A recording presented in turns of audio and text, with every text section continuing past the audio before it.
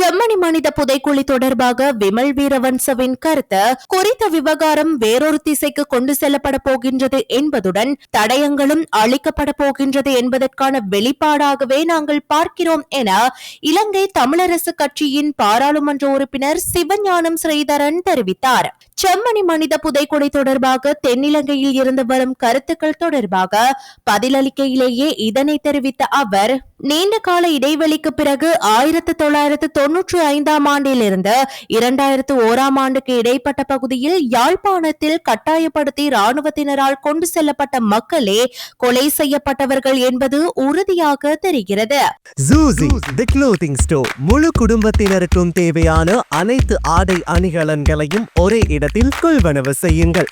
அனைவருக்கும் ட்ரெண்டிங்கான exclusive collections எங்களிடம். கொட்டஹென, ஹேட்டன் மற்றும் வில்லபத்தை புதிய கிளையில். சந்தோஷமான தருணங்களை ஜூசியுடன் கொண்டாடுங்கள். பெண்கள், கைக்குழந்தைகள், சிறுவர்களின் எலும்புக்கூடுகள், சிறுவர் விளையாடுகின்ற பொம்மைகள், பாடசாலை புத்தகப்பை என்பன இதனை அடையாளப்படுத்துகின்றன.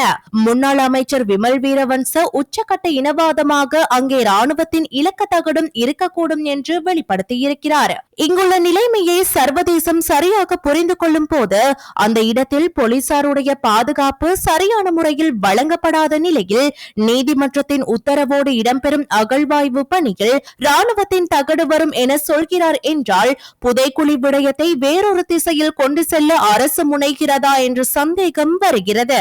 அடிப்படையில் மனநோயாளியான விமல் வீரவன்ச தமிழர்கள் மீது கொண்டு வரப்படுகின்ற ஒவ்வொரு கொலை முயற்சிகளையும், தமிழர் பிரதேசங்களில் கண்டெடுக்கப்படுகின்ற எலும்புக்கூடுகள், கொலை சம்பந்தமான விடயங்களையும், தமிழினத்தின் அழிப்பு சம்பந்தமான விடயங்களையும் மூடிமறைப்பதற்கு வித்தியாசமான விதண்டாவாதமான கருத்துக்களை முன்வைக்கின்ற இலங்கையினுடைய கோரமுகம் கொண்ட இனவாதி என்பது எல்லோருக்கும் தெரியும்.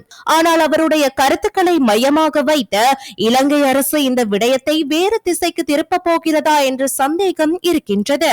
விமல் வீரவன்ச போன்றவர்களின் கருத்து குறித்த விவகாரம் வேறொரு திசைக்கு கொண்டு செல்லப்பட போகின்றது, தடயம் அளிக்கப்பட போகின்றது என்பதற்கான வெளிப்பாடாகவே நாங்கள் பார்க்கிறோம். இலங்கையில் உள்ள ராணுவத்தினர் புத்தக பைகளையும் விளையாட்டு பொம்மைகளையும் கொண்டு திரிந்தவர்களா என்ற கேள்வியையும் நாம் கேட்க வேண்டியுள்ளது.